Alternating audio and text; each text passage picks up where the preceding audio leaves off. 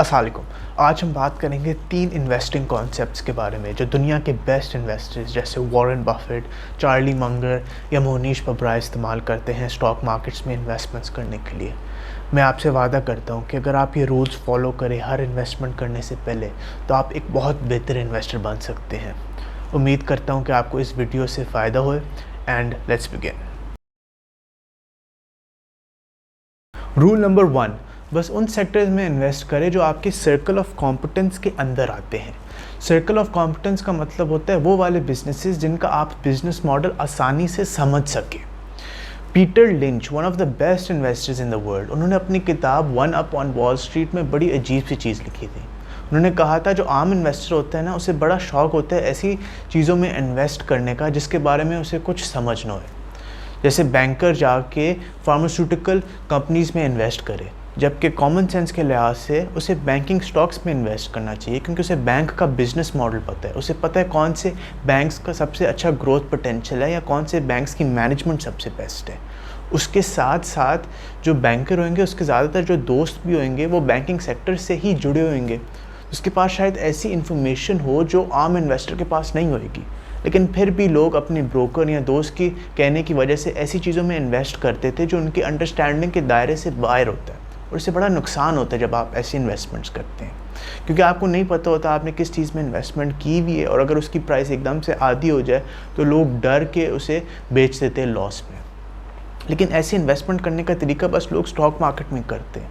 अगर हम एग्जांपल ले रियल इस्टेट का, तो लोग ऐसे नहीं इन्वेस्टमेंट्स करते हैं। फ़र्ज़ करें आप जाके DHA में एक रियल इस्टेट प्रॉपर्टी ख़रीदते हैं, आपने देखा कि वो कॉर्नर प्लॉट है, कमर्शियल एरिया के पास है, अगर आप उसको रेंट पे देंगे तो बड़े अच्छे खासे पैसे भी आपको बन सकते हैं।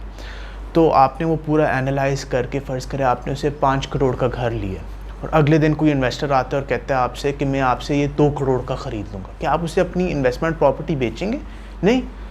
अगर ऐसे ही लोग स्टॉक मार्केट में एनालाइज़ करें स्टॉक्स को इन्वेस्टमेंट करने से पहले तो उनको बहुत बड़े नुकसान से बचत हो सकती है। तो हमेशा याद रखें, बस उन सेक्टर्स में इन्वेस्ट किया करें जो आपकी सर्कल ऑफ कॉम्पिटेंस के अंदर आते हैं, जो आपकी अंडरस्टैंडिंग के दायरे के अंदर होते हैं। रूल नंबर 2, स्टॉक मार्केट से फ़ायदा उठाएं, ना कि स्टॉक मार्केट आपको इस्तेमाल करे अपने फ़ायदे के लिए। इसका मतलब क्या है? बेंजामिन ग्राहम वॉरेन बफेट के टीचर थे और उन्होंने अपनी किताब इंटेलिजेंट इन्वेस्टर में मिस्टर मार्केट के कॉन्सेप्ट के बारे में बात की थी।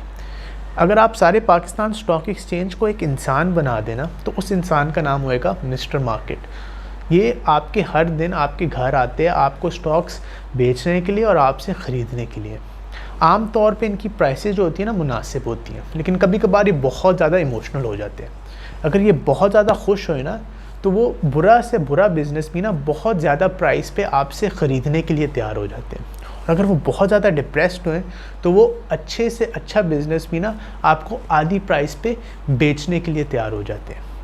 हमारा काम होना चाहिए एज इन्वेस्टर्स कि हम मिस्टर मार्केट के मूड स्विंग्स का फ़ायदा उठाएं, लेकिन इन्वेस्टर ज़्यादातर ये गलती करते हैं कि हम ना मिस्टर मार्केट के मूड्स अपना लेते हैं। अगर मिस्टर मार्केट बहुत ज़्यादा डिप्रेस्ड होए तो हम खुद से भी बहुत ज़्यादा डिप्रेस्ड हो जाते हैं, अपने स्टॉक्स बेचना शुरू कर देते हैं कम कीमतों पे। और अगर मिस्टर मार्केट बहुत ज़्यादा खुश होए तो हम भी बहुत ज़्यादा खुश हो जाते हैं और उनसे बहुत ज़्यादा कीमतों पे उससे स्टॉक्स ख़रीदना शुरू कर देते हैं मिस्टर मार्केट से। लेकिन ये समझने की ज़रूरत है कि हम मिस्टर मार्केट के मूड्स अपनाते क्यों हैं, क्योंकि हम समझते हैं कि मिस्टर मार्केट हमेशा सही है, लेकिन ये हरगिज़ बात नहीं है। कभी कभार मिस्टर मार्केट बहुत गलत भी हो सकता है, और हम TRG पाकिस्तान का एग्जांपल लेते हैं आपको समझाने के लिए कि मिस्टर मार्केट कितना गलत हो सकते हैं। TRG पाकिस्तान एक होल्डिंग कंपनी है जो पाकिस्तान स्टॉक एक्सचेंज में लिस्टेड है। इसने टेक्नोलॉजी सेक्टर में मुख्तलिफ इन्वेस्टमेंट्स की हुई हैं, और इनकी एक इन्वेस्टमेंट का नाम है अफिनिटी, जो आर्टिफिशियल इंटेलिजेंस का काम करती है। 2018 में इस कंपनी ने एक प्राइवेट फंड रेजिंग की थी जिसके दौरान इसकी वैल्यूएशन हुई थी तकरीबन $1.6 बिलियन की। TRG पाकिस्तान तकरीबन 17.1% ऑफ अफिनिटी ओन करता है। इसका मतलब है अगर हम 17.1 इंटू $1.6 बिलियन करेंगे तो TRG की total ownership in affinity is $273.6 million. लेकिन 2020 के दौरान आप पूरा का पूरा TRG ख़रीद सकते थे फॉर अराउंड $92.3 मिलियन का। आपको 66.3% की डिस्काउंट मिल रही थी। इतनी बड़ी डिस्काउंट क्यों दे रहा था आपको मिस्टर मार्केट? क्योंकि आप याद रखें 2018 से लेके 2020 के दौरान पाकिस्तान की मार्केट्स बहुत ज़्यादा डिप्रेस्ड थी, क्योंकि हमारी इकॉनमी के बहुत बुरे हालात थे। पाकिस्तान IMF के प्रोग्राम के अंदर जा रहा था। हमारा जो रुपी है डॉलर के अगेंस्ट बहुत ज़्यादा डिवैल्यू हो गया था, 100 से लेके 166 के करीब पहुंच गया था, और हमारी इंटरेस्ट रेट्स 13.25% के करीब थी। तो हमारी मार्केट्स अनरीजनेबली भी डिप्रेस्ड थी। लेकिन आपको एक बहुत अच्छी बाइंग अपॉर्चुनिटी मिल रही थी TRG पाकिस्तान के लिए। और प्लीज़ याद रखें, ये जो TRG की है एक इन्वेस्टमेंट है एफिनिटी। हम IBEX और E-Telequote 2 और इन्वेस्टमेंट्स है TRG, उनको हम कंसिडर नहीं कर रहे। तो ये जो 66.3% की डिस्काउंट है ये ज़्यादा होएगी, 70% से भी ज़्यादा होएगी। और इस जो डिस्काउंट को कहते हैं, इसको कहते हैं मार्जिन ऑफ सेफ्टी, जो हमारा नेक्स्ट रूल है। रूल नंबर 3, हमेशा हमने एक मार्जिन ऑफ सेफ्टी के साथ इन्वेस्ट करना चाहिए। एक बिज़नेस की असल कीमत आमतौर पे बहुत मुख्तलिफ होती है एक बिज़नेस की मार्केट प्राइस या शेयर प्राइस से। एक बिज़नेस की असल कीमत ढूंढने के लिए हमने देखना होता है ये बिज़नेस आज से लेके क़यामत के दिन तक कितना कैश प्रोड्यूस करेगा, और वो जो सारा कैश होता है हमने उसे डिस्काउंट करना होता है at an appropriate rate of return. इससे हमें समझ आएगी एक बिज़नेस की असल कीमत क्या है। हमारा काम होना चाहिए एज इन्वेस्टर्स कि हम एक बिज़नेस को ख़रीदें उसकी असल कीमत से आधी प्राइस पे। इसको कहते हैं मार्जिन ऑफ सेफ्टी। ये कॉन्सेप्ट बहुत इंपॉर्टेंट इसलिए है क्योंकि एक बिज़नेस की असल कीमत का जायज़ा लगाना एक बहुत मुश्किल काम है। हमने बहुत ज़्यादा अजम्पशंस बनानी पड़ती है कि एक बिज़नेस अगले 10, 20, 30 साल तक कैसा परफॉर्म करेगा। अगर हम मार्जिन ऑफ सेफ्टी के साथ इन्वेस्ट करें तो अगर वो बिज़नेस हमारी तवक्कुआत पे ना उतरे तो फिर भी हमारे नुकसान होने के इम्कानात कम हो जाते हैं, क्योंकि हमने उस बिज़नेस के लिए पूरी प्राइस नहीं दी, हमने उसे बस आधी प्राइस का ख़रीदा है।